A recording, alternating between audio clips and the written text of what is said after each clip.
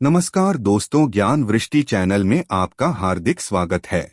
मित्रों, आपने पहले भाग में देखा कि कैसे भृगु ऋषि ने तीनों लोकों में जाकर ब्रह्मदेव, महादेव और विष्णु भगवान की परीक्षा ली और उन्होंने कैसे विष्णु भगवान के वक्ष स्थल पर पैर के चिन्ह बनाए और यह सब देखकर मां लक्ष्मी क्रोधित हो जाती है और पृथ्वी लोक पर चली जाती है। उनके पीछे पीछे विष्णु भगवान भी पृथ्वी लोक पर आ जाते हैं। आगे की कहानी इस प्रकार है। फिर एक रोज चरवाहा उस गाय का पीछा करते हुए चींटियों की बाम्बी तक पहुंच जाता है, जहां पर गाय उस चींटियों की बाम्बी के ऊपर अपना दूध बहा रही होती है। उसे देखकर चरवाहा बोलता है, अच्छा, यह गाय रोज यहाँ आकर अपना दूध इस बाम्बी पर बहा रही है। इसी के कारण राजा ने मुझे चोर बोला, मैं इस गाय को जीवित नहीं छोड़ूंगा। जैसे ही वह चरवाहा कुल्हाड़ी को उस गाय की तरफ फेंकता है, तभी चींटियों की बाम्बी से भगवान श्रीनिवास ऊपर आ रहे होते हैं और वह कुल्हाड़ी भगवान श्रीनिवास के मस्तक पर आकर लगती है। तभी भगवान एक मासूम जीव पर प्रहार करने के कारण उस कुल्हाड़ी से चरवाहा का वध कर देते हैं। इसी समय में गाय और चरवाहा को ढूंढते हुए राजा चोल भी वहां आ पहुंचते हैं। चरवाहा को इस प्रकार देखकर उसकी मृत्यु करने वाले को अपशब्द कहने लगते हैं। तभी भगवान श्रीनिवास राजा चोल को कहते हैं कि हे राजा चोल, एक सेवक के अपराध में राजा भी उतना ही भागीदार होता है, इसलिए मैं तुम्हें श्राप देता हूँ कि तुम अपने जीवन की बची हुई अवधि को एक राक्षस के रूप में व्यतीत करोगे।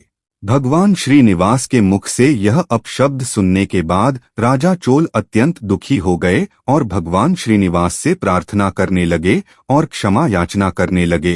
तब भगवान श्रीनिवास ने अपना क्रोध शांत करते हुए राजा चोल को यह वरदान दिया कि राजा चोल, आप अपने अगले जन्म में आकाश राजन के रूप में जन्म लेंगे और आपकी पुत्री पद्मावती से मेरा विवाह होगा। इसके पश्चात ही भगवान श्रीनिवास अपने घाव का उपचार कराने के लिए बकुला माई के पास जा पहुंचते हैं।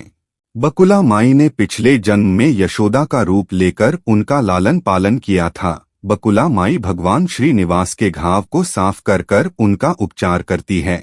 भगवान श्रीनिवास रानी पद्मावती के जन्म की प्रतीक्षा करते हुए बकुला माई के साथ ही पृथ्वी पर निवास करते हैं। कुछ वर्षों बाद राजा चोल आकाश राजन के रूप में जन्म लेते हैं। आकाश राजन का विवाह रानी चंद्रिका के साथ संपन्न होता है, परंतु धन वैभव होने के साथ ही आकाश राजन और उनकी रानी संतान सुख से वंचित होते हैं। तब वे गुरु शुक्राचार्य के आदेश अनुसार संतान प्राप्ति के लिए एक यज्ञ करते हैं।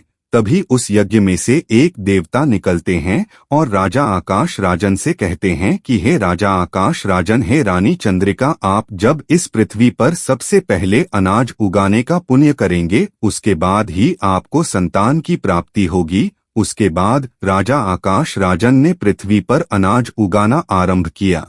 उसके कुछ समय पश्चात ही धरती माँ ने कमल पर विराजती एक कन्या उनको प्रदान की। उस कन्या के मुख पर अत्यधिक तेज था। इस प्रकार राजा आकाश राजन और रानी चंद्रिका ने उस कन्या को आशीर्वाद समझकर उसका लालन पालन किया और उस कन्या का नाम पद्मावती रखा।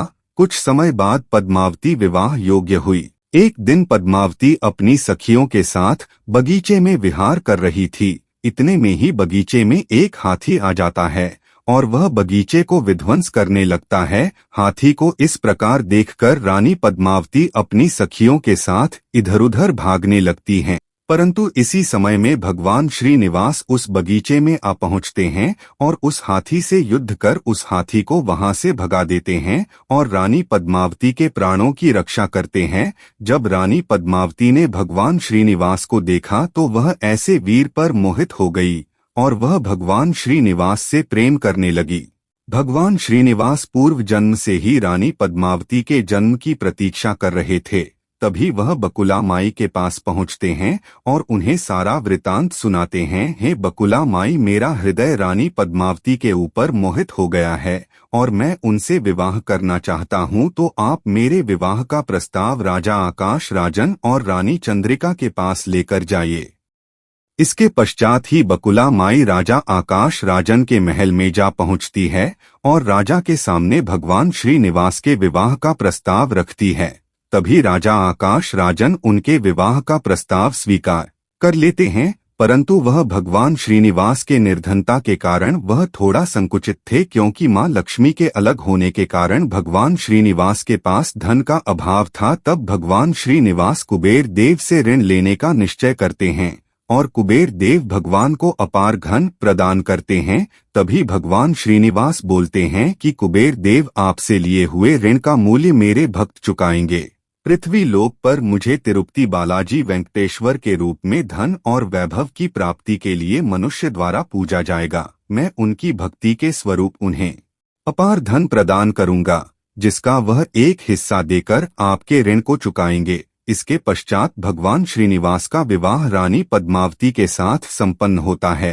रानी पद्मावती का विवाह अपने स्वामी भगवान विष्णु के साथ होता देख मां लक्ष्मी प्रकट होती है और भगवान विष्णु से कहती है कि हे स्वामी, आपने मेरे होते हुए दूसरा विवाह कैसे कर लिया। इतनी सब बातें सुनकर भगवान श्रीनिवास अपने शरीर को एक मूर्ति के रूप में परिवर्तित कर लेते हैं। अपने स्वामी को इस प्रकार मूर्ति में परिवर्तित देखकर मां लक्ष्मी और रानी पद्मावती भी मूर्ति में परिवर्तित हो जाती हैं और उसी जगह पर स्थापित हो जाते हैं। इसके पश्चात ही भगवान विष्णु के स्वरूप को तिरुपति बालाजी वेंकटेश्वर के रूप में पूजा जाने लगा। आज भी भगवान तिरुपति बालाजी को लाखों की संख्या में पूजा जाता है। तो मित्रों, यह थी हमारे प्रभु तिरुपति बालाजी वेंकटेश्वर की कहानी। अगर आपको यह कहानी अच्छी लगे तो हमें कमेंट करके जरूर बताएं।